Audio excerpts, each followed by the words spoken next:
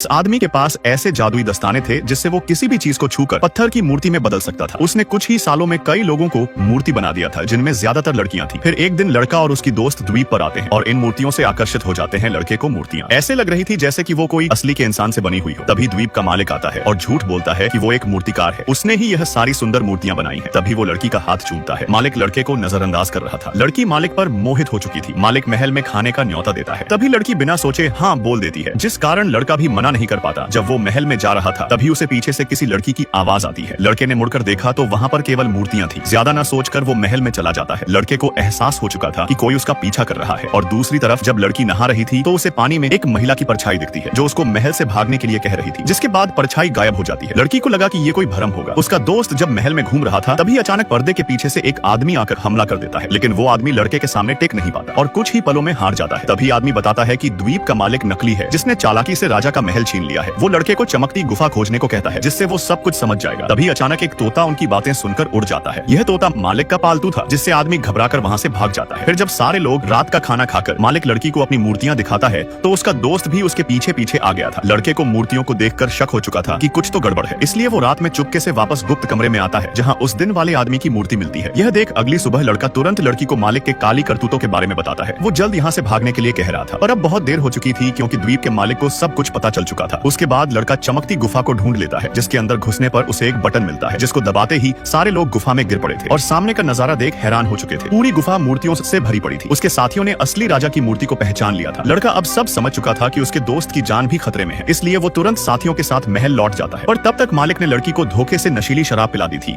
जिससे वो तुरंत बेहोश हो जाती है। फिर मालिक उसे गुप्त कमरे में ले आता है और अपने जादुई दस्ताने बाहर निकाल लेता है। फिर लड़की को छूकर उसे मूर्ति में बदल देता है। थोड़ी देर बाद जब लड़का कमरे में पहुंचा तो पत्थर बनी लड़की को देख उसे बहुत गुस्सा आ रहा था। वो मालिक को लड़ने के लिए ललकारता है, पर वो उसके पास जाने से डरता था क्योंकि उसके छूते ही वो भी पत्थर बन सकता था। इसलिए दोनों की अफरा तफरी में मालिक ने कई चीजों को पत्थर में बदल दिया था। लड़का उससे बचते हुए भागकर महल की बालकनी में आ जाता है, जहाँ नीचे एक 100 मीटर की गहरी खाई थी। उसके पास और कोई रास्ता भी नहीं बचा था और जब मालिक उसके नजदीक आता है तभी लड़के ने अचानक से उस पर हमला करके उसको बालकनी से लटका दिया था। फिर उसने मालिक को उसके ही हाथों से उसे मूर्ति में बदल दिया था, जिससे वजन के कारण उसकी मूर्ति टूटकर खाई में गिर जाती है और चकनाचूर होते ही सारी पत्थर की बनी मूर्तियां वापस इंसान में बदल जाती हैं। यह लड़की बटर के डब्बे में 5 छोटे इंसानों को देखकर हैरान हो जाती है और उनसे पूछती है कि वो कौन है और कहां से आए हैं, पर छोटे इंसान कुछ भी नहीं बोल रहे थे। दयालु लड़की उन छोटे इंसानों के लिए कपड़े बनाने का फैसला करती है। लड़की स्केल से एक एक करके सबकी नाप लिखती है और उनके लिए ऐसे कपड़े बना डालती है जिनमें छोटे इंसान बहुत ज्यादा सुंदर और प्यारे लग रहे थे। लड़की ने उनके रहने के लिए एक खिलौने वाला घर भी तैयार कर दिया था। इसके बदले में छोटे इंसान लड़की की स्कूल परीक्षा में उसकी मदद करने का वादा करते हैं। सबसे पहले लड़की छोटे इंसानों को अपने दोस्तों और क्लास की टॉपर की टेबल के बारे में बताती है, जिसके आंसर उन्हें चिट में लिखने थे। कुछ देर बाद एग्जाम का समय शुरू हो जाता है, लेकिन तभी टीचर से पता चला कि बच्चों को अपनी सीटें फिर से व्यवस्थित करनी होगी। यह सुनकर लड़की घबरा जाती है। क्लास की टॉपर ने केवल आधे घंटे में ही सारे आंसर लिख लिए थे। इधर छोटे लोग भी उसके आंसर नकल कर लेते हैं और अब सिर्फ उन्हें दूसरे दोस्तों तक आंसर पहुंचाने थे। छोटे इंसान तार को पकड़कर दीवार के साथ धीरे धीरे चल रहे थे। वहीं यह राजकुमारी सीधे पतले तार पर चल रही थी। सारे छोटे लोग सावधानी से कदम रखकर आगे बढ़ने लगते हैं। तभी एक छोटा आदमी पंखे पर कूद जाता है और आंसर की चिट लड़की की टेबल पर फेंक देता है। वही ये छोटी लड़की आंसर चिट पहुंचाने के लिए लंबे तार पर चल रही थी, लेकिन जैसे ही वो धीरे धीरे आगे बढ़ने लगी तभी तार पर अटकी कील निकल जाती है, जिससे तार ढीला होकर झूलने लगा था। लड़की तार को मजबूती से पकड़ कर रखती है, लेकिन ज्यादा देर तक वो लटक नहीं पाती और नीचे गिर जाती है। किस्मत से क्लास की एक बच्ची ने उसको पेपर पर कैच कर लिया था। आखिर में छोटे इंसानों की मदद से लड़की और उसके सभी दोस्त एग्जाम में अच्छे अंकों से पास हो जाते हैं।